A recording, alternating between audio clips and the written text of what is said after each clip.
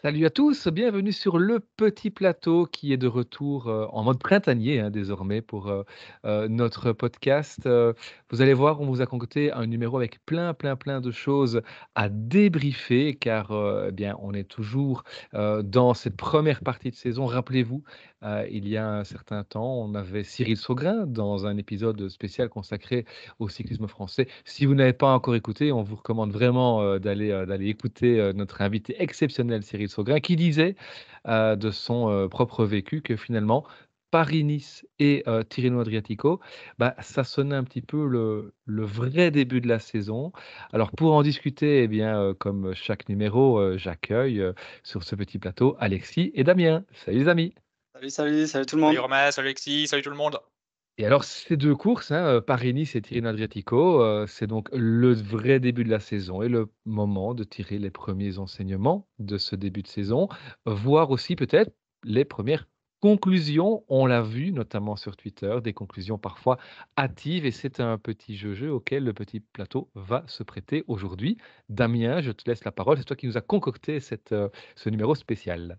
Oui, oui, bah oui, j'ai sélectionné quelques questions volontairement un petit peu provocatrices, hein, j'ai un peu grossi le trait, mais je vais quand même vous demander votre avis donc sur différents sujets.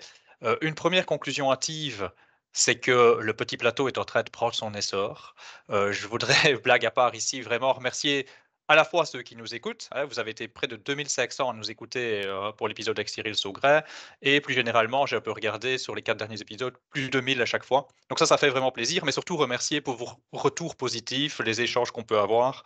Bah, on l'a toujours dit, hein, c'est pour ça aussi qu'on veut le faire, c'est pour partager notre passion avec vous. Donc n'hésitez surtout jamais à réagir, que ce soit sur YouTube ou sur X, et on sera toujours là pour discuter. Ça, c'était la première conclusion hâtive. Bon, voilà, je ne vais pas vous demander si vous êtes en désaccord là-dessus. Par contre, place aux courses maintenant. Alors on va commencer fort avec les conclusions hâtives, hein. C'est donc ça les gars, Roglic sans le bonus de Visma? Ouais, en effet, c'est conclusion hâtive, on va dire, c'est, volontairement, provocateur, hein, Bien Damien, sûr. je te connais. Ouais, ouais, ouais. Bah, écoute, oui, effectivement, ça peut faire un peu peur, tant pour, le niveau de Roglic que pour, ce que peut bien signifier le bonus Visma. Cependant, moi, pour ce qui est de Roglic, je vais attendre, le printemps et surtout l'été avant de prendre mes conclusions. On ne peut pas, passer outre la possibilité que Roglic ait un petit temps d'adaptation, donc il aurait besoin, et on peut certainement, pas passer à côté du fait qu'il semble extrêmement maigre. J'ai lu qu'il avait 2 kilos en moins que, son poids chez Visma. Peut-être qu'il a perdu du poids trop vite, qu'il n'est pas encore en forme tout simplement. Je ne sais pas trop s'il a déjà fait de stage. On sait aussi que Roglic déteste la pluie, alors en plus avec 2 kilos en moins, ça n'aide pas. On se souvient de Paris-Nice il y a 2 ans, sous la pluie, c'était pas ça non plus. On se souvient de la Vuelta sous la pluie, c'était pas ça non plus. Donc je reste prudent. Le vrai test pour Roglic, ce sera cet été parce que ce qu'il veut gagner, c'est le Tour de France. Il a d'autres objectifs cette année, mais l'objectif numéro un, c'est le Tour de France et c'est certainement pas Paris-Nice. Donc son niveau de Paris-Nice, oui, c'est bizarre, mais je ne m'inquiète pas et je ne prends pas de conclusion quant à Visma ni quant à Roglic, sur, ce simple Paris-Nice, on va dire. C'est vrai, hein, il y a rien à faire, on l'oublie parfois, en tout cas on a tendance à l'oublier, mais Primoz Roglic, c'est Jumbo, hein.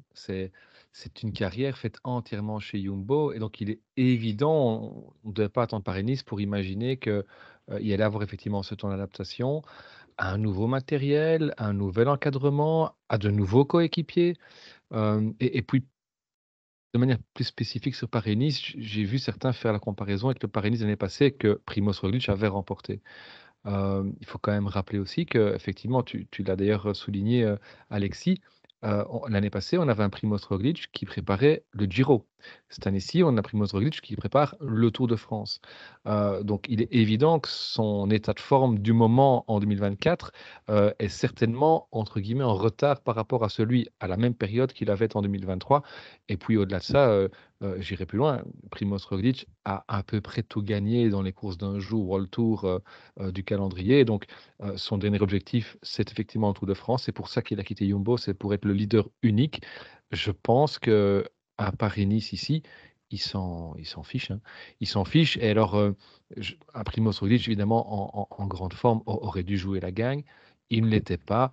Bon, il s'en est aperçu assez rapidement. On l'a vu les 2 dernières étapes, c'est Vlasov finalement qui a fait le jeu chez Bora, ce qui n'est pas idiot, hein. Comme ça, il offre à Vlasov une victoire d'étape, l'occasion de se montrer et peut-être qu'il se le garde sous la main pour plus tard.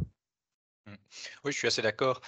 Tu disais Paris-Nice, c'est Tirreno, hein, je me doute que c'était une petite erreur de Tirreno, langage pardon, voilà. qui gagne l'année passée.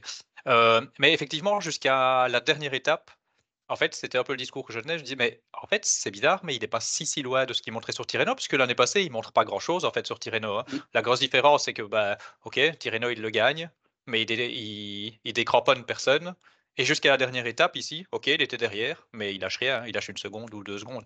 Après la dernière étape peut faire un tout petit peu plus douter, mais je vous rejoins tant sur l'objectif qui est plus lointain, déjà, on n'est pas sur un même programme, que, bah, oui, sur le changement d'équipe et effectivement, je pense pas à partir du moment où il voit que, de toute façon, il va pas le gagner, je crois que Roglic s'en fiche pas mal effectivement, de ce Paris-Nice. Donc moi non plus, pas de conclusion hâtive et même pas vraiment d'inquiétude. Je pense que le gros objectif, c'est le Tour et je crois qu'il répondra présent sur le Tour. Ouais. Et si je puis me permettre de sortir un tout petit peu ici du cadre de la question, on s'est évidemment interrogé sur la différence de performance qu'allait provoquer un départ de chez Visma.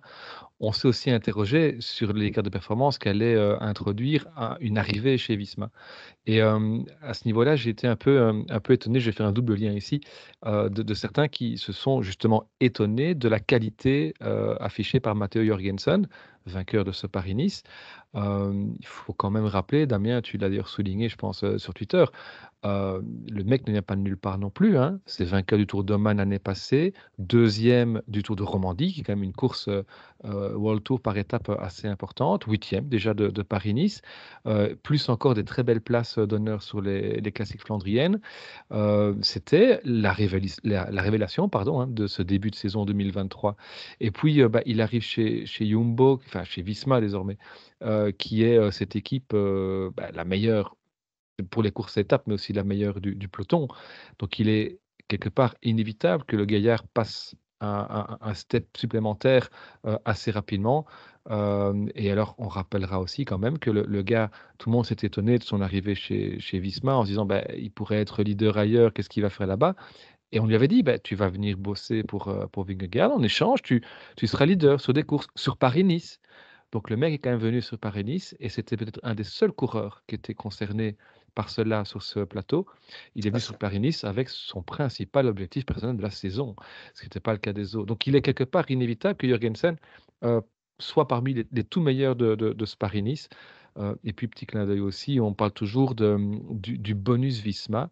On rappellera que Jorgensen, chez Movistar, finançait lui-même ses stages en altitude, finançait lui-même ses tests de performance, en soufflerie ou autre. Enfin, je ne sais même pas s'il avait la possibilité d'aller dans une soufflerie, mais ici, il est dans une équipe où c'est la religion. Donc, le bonus Visma, il est clairement là. Double lien, on voit donc avec, Jorgensen, bah, cet écart de performance qui est tout de suite vu à la hausse.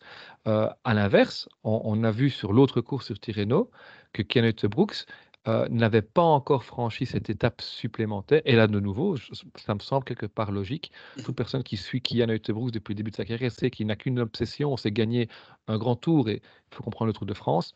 Et donc c'est quelqu'un qui est prêt à sacrifier beaucoup de choses. La preuve, hein, les rumeurs le disent, il quitte Bora pour Visma en allant gagner moins là-bas. Il a refusé apparemment d'autres très, très grosses offres parce qu'il savait que c'était l'équipe enfin, qui pouvait l'aider à gagner son Tour de France. Et bah, dans ce cheminement qui est lent et continu vers cette victoire Tour de France, il y a cette année-ci le Tour d'Italie. Et donc, Kian, que ce soit faire 6e, 9e ou même 2e derrière Vingegaard de Tirreno Adriatico, il s'en fiche, hein. Il s'en fiche. Il est venu dans le cadre de sa préparation. Bon, on lui a demandé: «Tant qu'à faire, si tu es là, bah, si tu sais donner un petit coup de main à Vingegaard», qui de toute façon on n'en avait pas besoin, hein, mais enfin, c'est lui qui fait la cassure, juste derrière le Danois pour l'étape où Jonas prend le maillot. C'est encore lui qui contrôle derrière.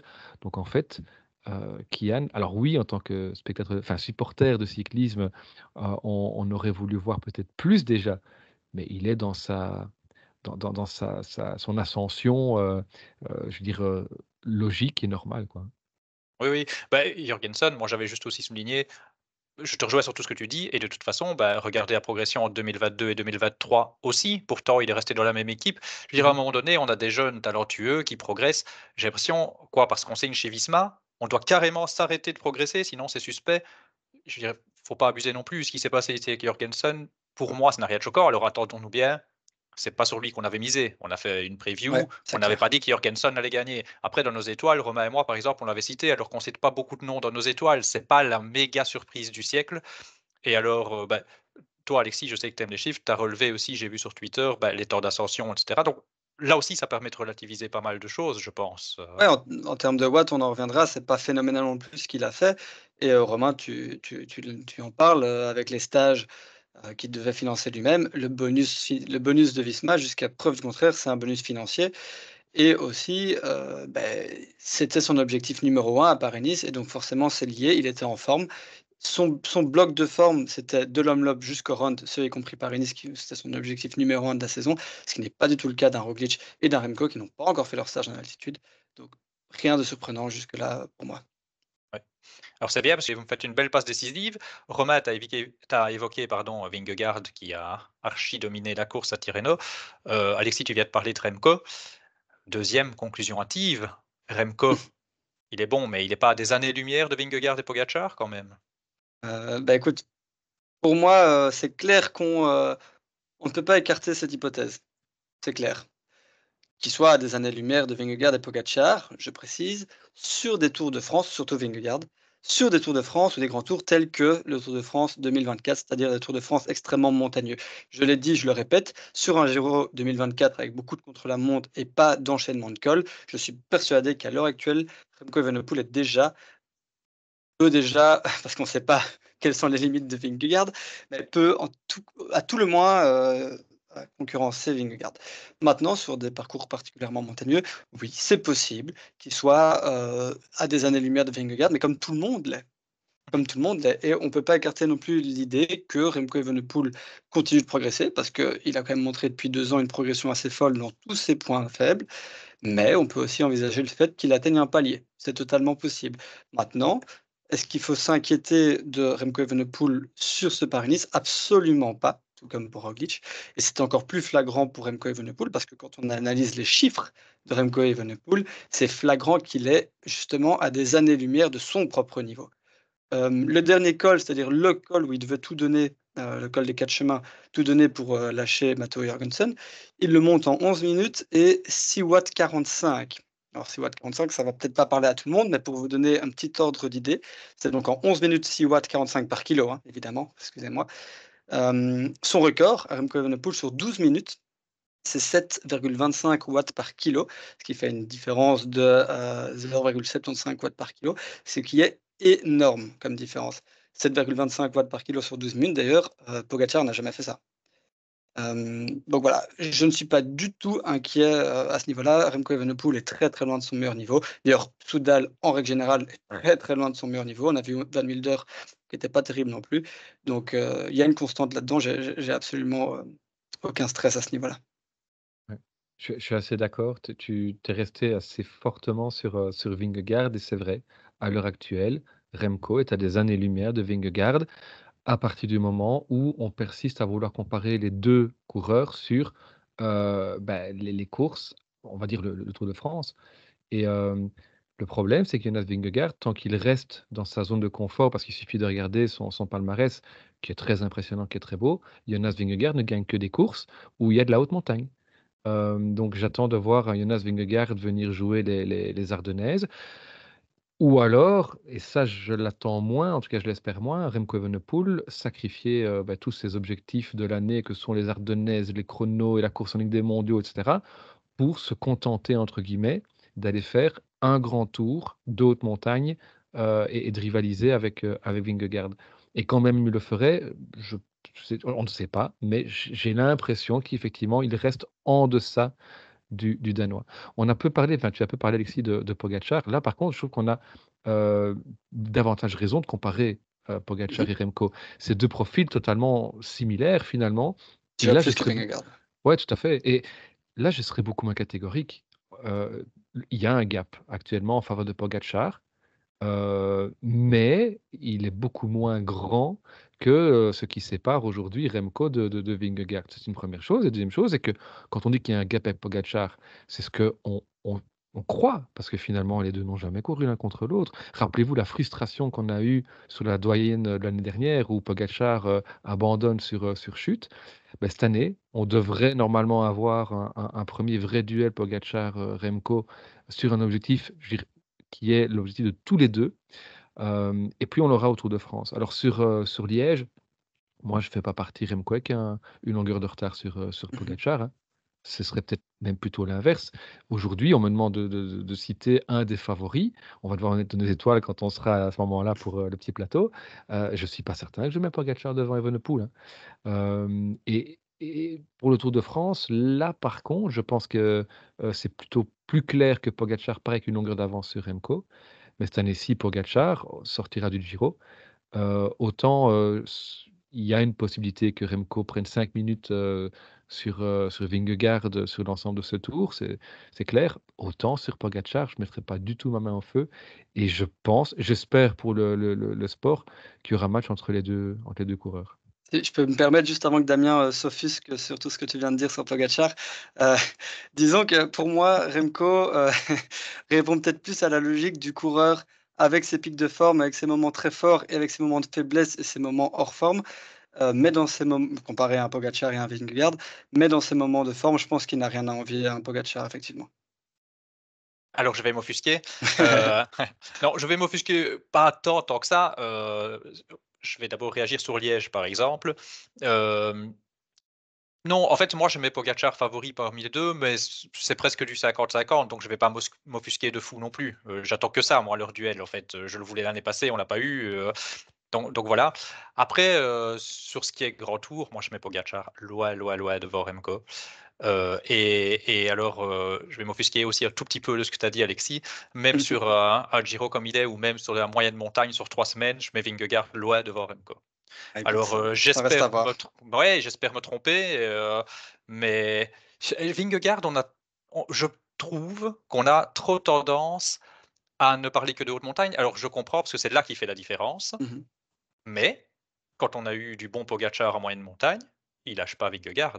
Donc je veux dire, Vingegaard n'est pas au-dessus en moyenne montagne, mais Vingegaard est, à mon sens, le meilleur ex aequo avec peut-être Remco, avec peut-être Pogacar, oui. Mais je ne pense pas qu'on lâche de toute façon Vingegaard, sur de la moyenne montagne. Ajoutons à ça, bon, c'est pas Remco en rouleur, mais sur des grands tours, Vingegaard, quand la fatigue Ouais. s'installe et il est peut-être moins fatigué que les autres, il se défend très, très bien au chrono. Voilà, après seul l'avenir nous le dira.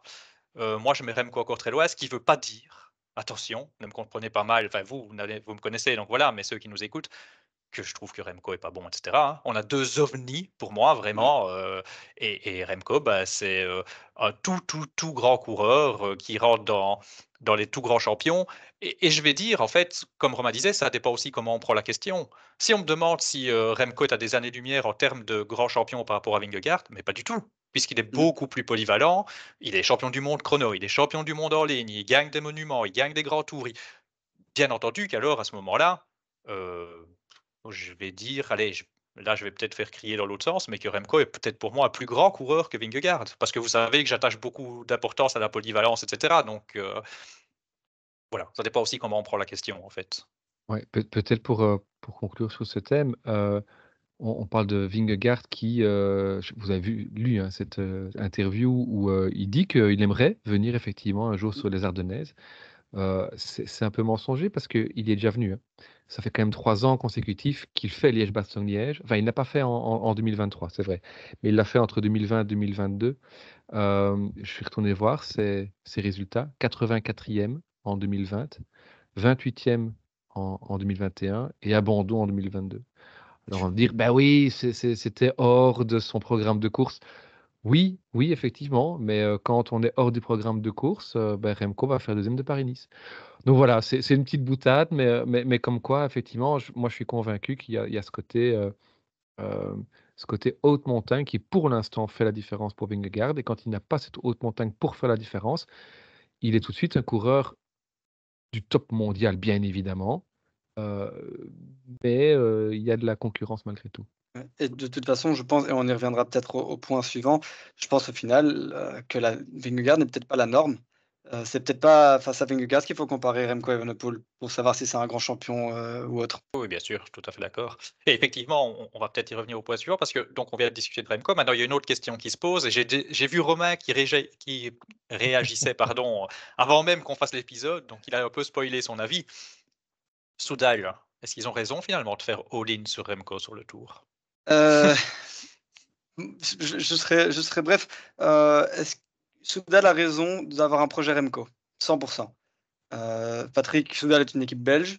On a un phénomène belge pour la première fois, en tout cas pour ce qui est de la montagne, pour la première fois en très, très, très longtemps. Patrick veut partir en ayant, gagné le Tour de France avec Remco. On verra s'ils y arrivent. Mais j'ai envie de dire déjà à l'heure actuelle, si Remco prend sa retraite demain, Soudal aura déjà eu raison d'avoir fait un projet Remco. Ils ont gagné 2 monuments, été champions du monde 2 fois et gagné un grand tour avec lui.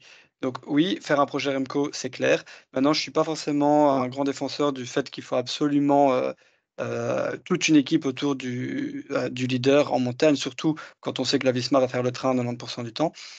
Donc est-ce qu'ils ont raison de ne pas amener Merlier? Ça, j'en suis pas forcément convaincu, mais là, Romain en parlera mieux que moi. Mais j'aime comme tu transformes la question. J'ai Ben pas ouais. parlé de Merlier, mais évidemment, c'était sous-entendu, hein, Ouais, Mais c'est vrai, en fait, Alexis met le doigt où il faut. C'est-à-dire que, heu, pour répondre à cette question, il faut voir qui va répondre et alors nous, le petit plateau, observateur attentif, neutre bien évidemment, du cyclisme international, on a envie de dire que non, Soudal ne doit pas venir avec une équipe à 100 au service de Remco, parce qu'effectivement, il y a allez, a priori, c'est pas la Soudal qui va faire la course. Comme, Alexis vient de le dire, la Jumbo va faire le train, et quand, Jonas, Vingegaard attaquera, ce sera UAE qui va rouler derrière ou si jamais Tadej Pogačar, anticipe, ce sera Visma, à rouler derrière. Donc finalement, dans ce cas de figure, enfin dans cette, configuration, à quel moment Soudal va-t-elle devoir rouler? Bah, quand il s'agira de limiter la casse, ou de ramener Remco sur ces 2 phénomènes. Alors, je l'espère très sincèrement pour Remco.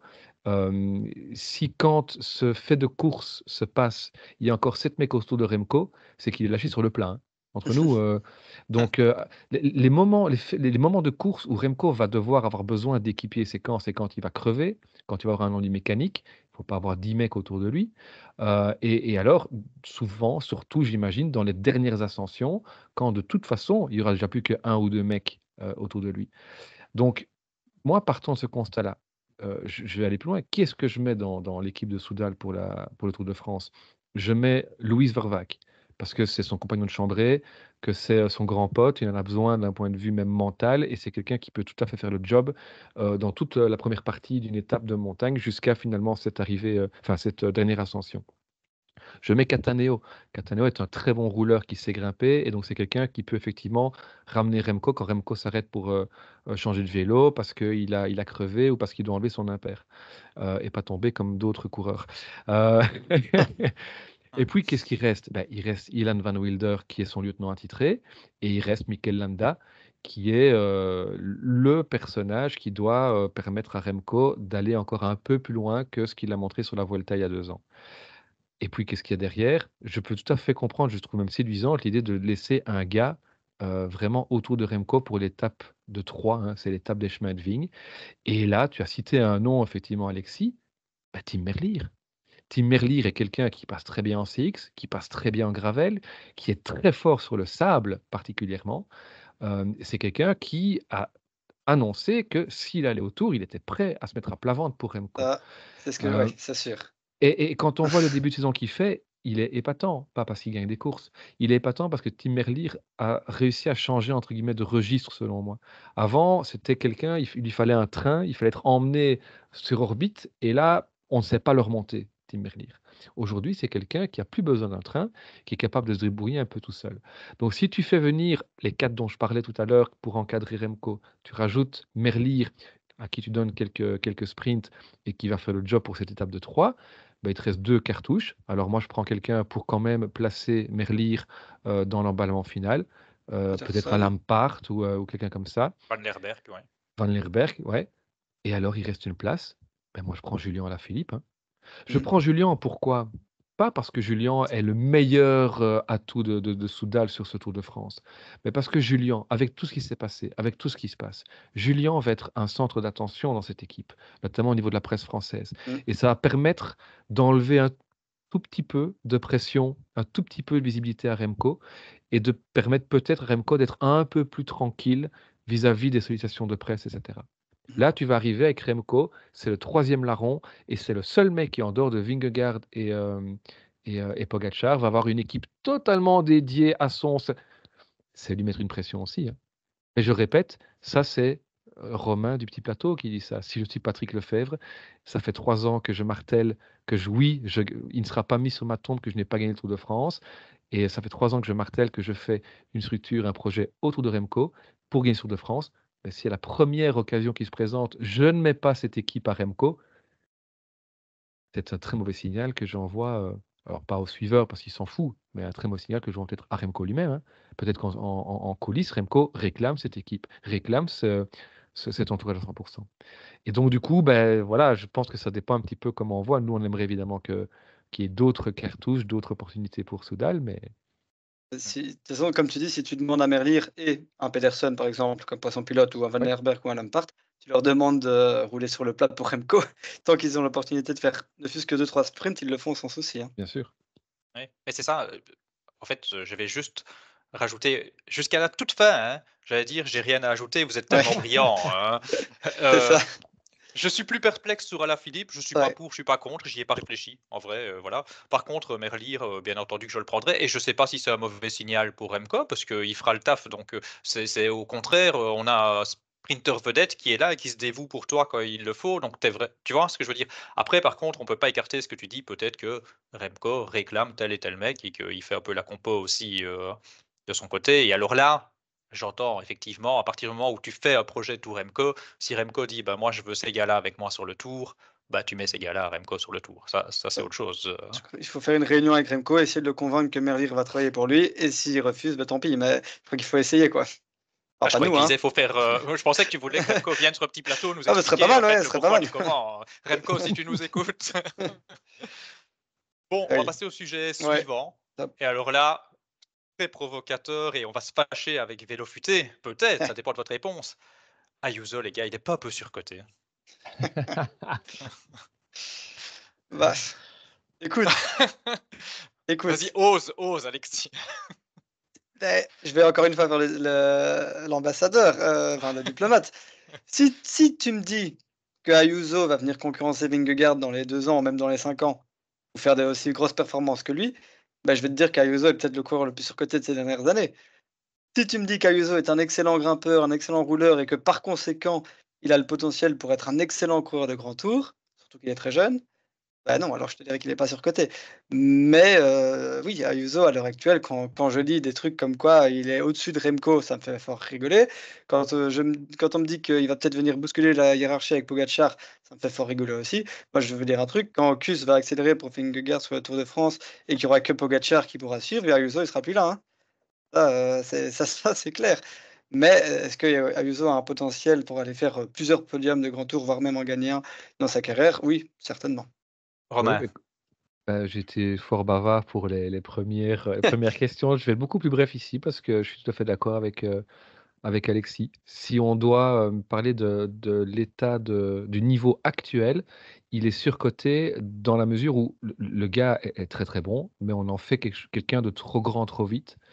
Mais si on parle du potentiel, il est pas du tout surcoté. C'est clairement une pépite du cyclisme mondial, des années à venir. Il n'a que 21 ans, hein, Vingegaard Mmh. a 27 ans. Puis il y a Mmh. ça qu'il faut prendre en compte aussi.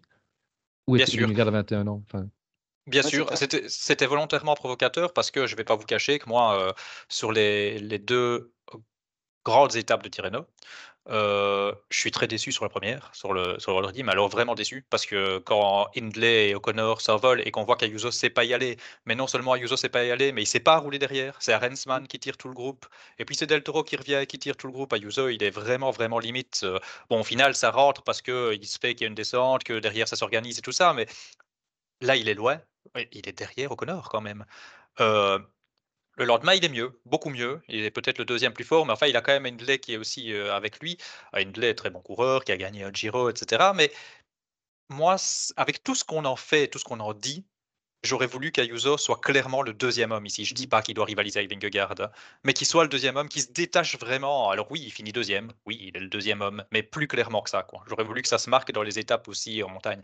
Maintenant, c'est Tirreno, on est début mars, on verra dans les grandes échéances, etc., hein. Mais enfin, ils ont les mêmes objectifs. Par exemple avec Hindley, par exemple avec O'Connor. Donc ils doivent être plus ou moins sur un même schéma, je vais dire, de progression de forme, etc. On verra, hein. C'était Ouais. volontairement provocateur, surcoté, ça dépend comment on l'entend. C'est un très, très, très, très bon coureur et ça restera, parmi les quelques noms qui peuvent venir gagner un grand tour hors Vingegaard-Pogačar, bah, il est inévitablement dans la Ouais. liste, hein. Et encore une fois, il est surcoté parce que nos normes sont complètement bousculées à l'heure actuelle. On le compare à Vingegaard, ce qui ne devrait pas être le cas. Et oui, non, comparé à voilà, que ce soit Remco, Ayuso, ou d'autres, Del Toro, on ne devrait pas les comparer à Vingegaard. Mais c'est un excellent coureur et comme un Remco, ce que j'ai dit tout à l'heure, il a peut-être plus d'attributs humains, c'est-à-dire qu'il va faire des très grosses perfs et puis des jours un peu sans. Mais voilà, donc c'est peut-être que nos normes sont un petit peu trop bousculées aussi, ces dernières années. Mais les normes, il y en a un qui les bouscule totalement. Heu, Tu viens de l'évoquer, hein, tu viens de citer son nom, Del Toro. Alors, Ouais. Ayuso, il va pas bousculer Pogačar, mais est-ce que Del Toro, il va pas bientôt bousculer Ayuso quand même? Est-ce que finalement, Del Toro, je vais poser une question un peu difficile à répondre, hein, mais est-ce que, Del Toro, il peut gagner un grand tour là dans, on va dire, dans les 2 années qui viennent? Bah, comme tu dis, c'est difficile à dire, parce qu'on ne fait que découvrir ce gars. Heu, si tu regardes effectivement le palmarès du Tour de l'Avenir qu'il a remporté l'année passée et le profil et le déroulement de la course de l'année dernière, il s'inscrit clairement dans les tout meilleurs effectivement, de ces dernières années et donc comme vainqueur, potentiel de grand tour, ça c'est une évidence.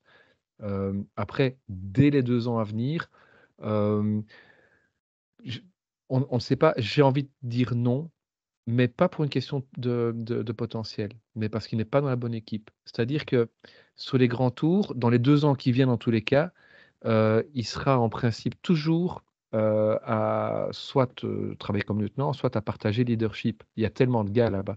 Vous avez un Pogačar qui, on le voit cette année-ci, ne laisse pratiquement rien à personne. Il est leader sur 2 grands tours. Vous avez un Adam Yates qui est toujours là, on l'a cité, c'est quand même un mec qui, pour ses vices rendus, pourrait effectivement être, leader sur une Vuelta, par exemple, où on mettrait Del Toro comme 2e cartouche. Vous avez Ayuso qu'on vient de citer, qui est la pépite de demain, alors que Del Toro n'est finalement que la pépite d'après-demain. Heu, Allez, pour le gag, j'ai quand même cité Almeida qui, lui, se voit leader sur toutes les courses auxquelles il participe, mais n'en gagne aucune, hein, donc mais ça veut dire aussi quand même qu'il y aura toute une bataille d'ego à devoir gérer. Donc tout ça pour dire que, heu, il serait dans une autre équipe, une équipe genre un Ineos ou quoi, j'aurais peut-être dit oui. Ici, à mon sens, à moins qu'il n'expose vraiment tout complètement, déjà cette année-ci, mais dans les 2 ans qui viennent, c'est trop tôt. Le seul fait où enfin, le s je dirais le seul cas de figure où j'envisagerais Del Toro gagner un grand tour ici, cette année-ci ou l'année prochaine, c'est un peu ce que Visma a fait, sur la Vuelta l'année passée. Ce serait une Vuelta ou un Giro, pas un Tour de France, hein, mais plutôt une Vuelta ou un Giro où UAE, est tellement fort qu'ils écrasent tout, ou par l'effet de course, Del Toro se retrouve, 1er d'un trio magique avec, mettons Yates et Ayuso et que, bah, au niveau de la direction de l'équipe, on dise: «Bah, oui, on va laisser Del Toro parce que c'est notre future star et que on va signer un gros contrat marketing» et que voilà. En dehors de ça, ça me semble quand même compliqué, indépendamment, je répète, des qualités intrinsèques du gaillard parce que des qualités, il en a et un paquet, hein. Ouais. J'ai pas ouais, pas grand-chose à rajouter, si ce n'est que, bah, c'est un énorme talent, c'est clair, mais que, encore une fois, faut peut-être pas on est très tôt dans la saison, faut peut-être aussi envisager la possibilité que lui soit à 100 ce et Ayuso pas, et que à tous les 2 à 100 Ayuso reste encore au-dessus. Ça reste à voir, je pense qu'on devra tirer les leçons, dans quelques mois. Ouais, mais moi je vais pas dire qu'il va gagner un grand tour, hein, mais j'ai envie de m'enthousiasmer pour ce gamin, mais vraiment. Vas-y. Je pense que déjà, il y a des champions, et peu importe leur établi, il va venir le bousculer. Alors, vous allez me dire, c'est très, très, très, très, très relatif. mais sur le Tour Down Under, c'était désigné Finn Fisher Black. Alors on est d'accord, c'est pas Pogacar ou Ayuso qui était le leader. Le gars, Del Toro, il est arrivé au talent, au culot, allez hop, c'est moi qui m'impose. On a vu ce qu'il a fait. Alors j'ai relativisé. Puis je l'ai vu faire 4e d'un chrono en Algarve. Alors j'ai relativisé en me disant ouais, mais il n'était pas là tous les autres jours non plus. Mais est-ce que vous avez vu ce Tirreno? Est-ce que vous avez vu les 2 étapes de montagne? Ouais. Quel dago, quoi! Mais quel dago! Ah bon, après, il va falloir qu'il arrive à se placer au départ ou qu'il monte. C'est peut-être même pas qu'il y a qu'un problème de placement, c'est peut-être, réussir à changer de rythme plus facilement, et cetera. Mais bon, c'est sa première année chez les pros. Vous avez vu ces montées qu'il nous a fait là sur Tirreno, même s'il est à 100 avec les autres pas, mais même, Ah enfin, oui, j'ai c'est impressionnant, peu ouais. de souvenirs. Ah oui, j'ai peu de souvenirs de voir des gamins faire ça là, enfin, je sais même pas si j'en ai, pour leur première année, débarquer comme ça. Il a tout ce gamin, mais vraiment tout.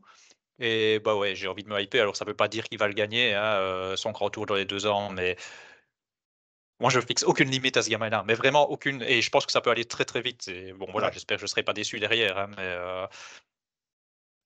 c'est la nouvelle superstar, bon, il laisse encore Tadej quelques années, mais après c'est la nouvelle Ouais. superstar, du peloton.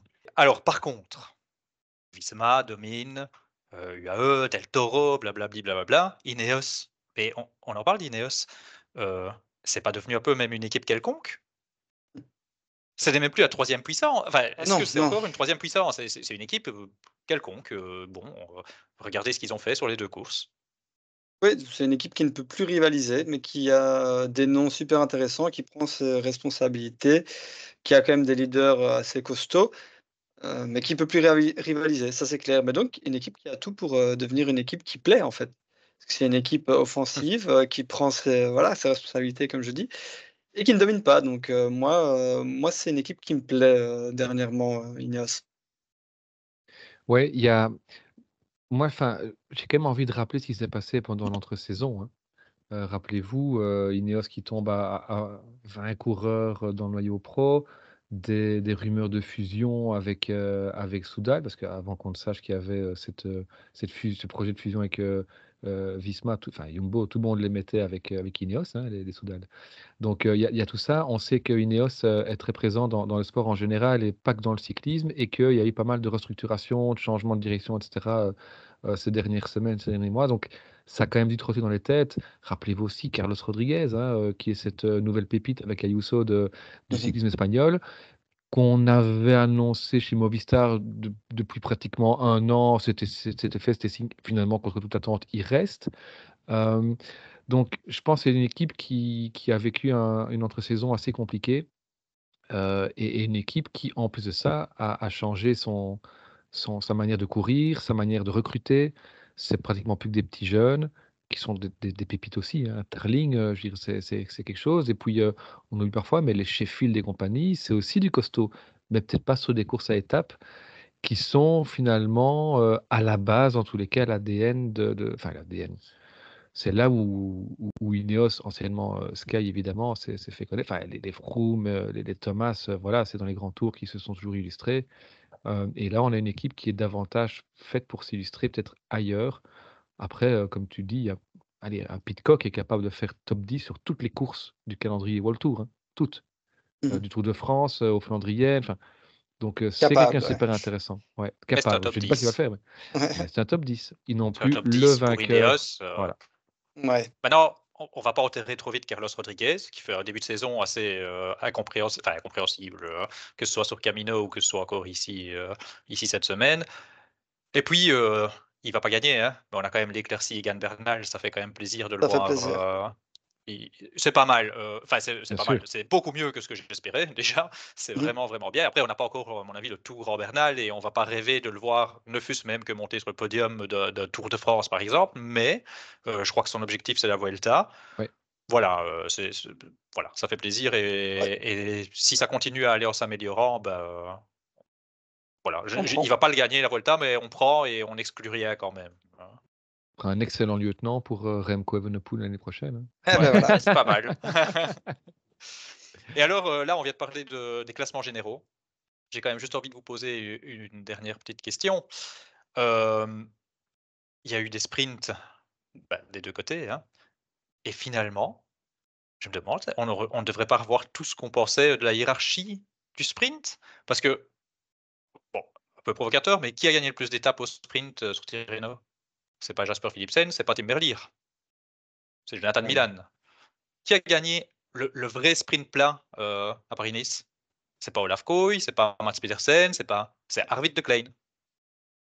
Donc, les meilleurs sprinteurs, c'est qui maintenant finalement?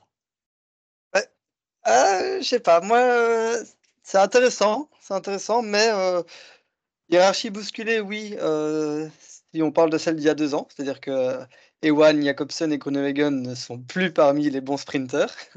Ça, c'est quasiment, acquis maintenant. Maintenant, non, pour moi, je pense qu'on a la confirmation que Philipsen et Merlier sont les sprinteurs les plus rapides du monde. C'est l'impression que j'ai eue, Philipsen est tombé, hein, puis le 1er sprint qu'il perd, Milan, c'est un profil qui convenait beaucoup mieux à Milan qu'à Philipsen, et le 2e, il était tombé. Merlier, j'avoue que je sais pas ce qui s'est passé, mais son 1er sprint était absolument impressionnant.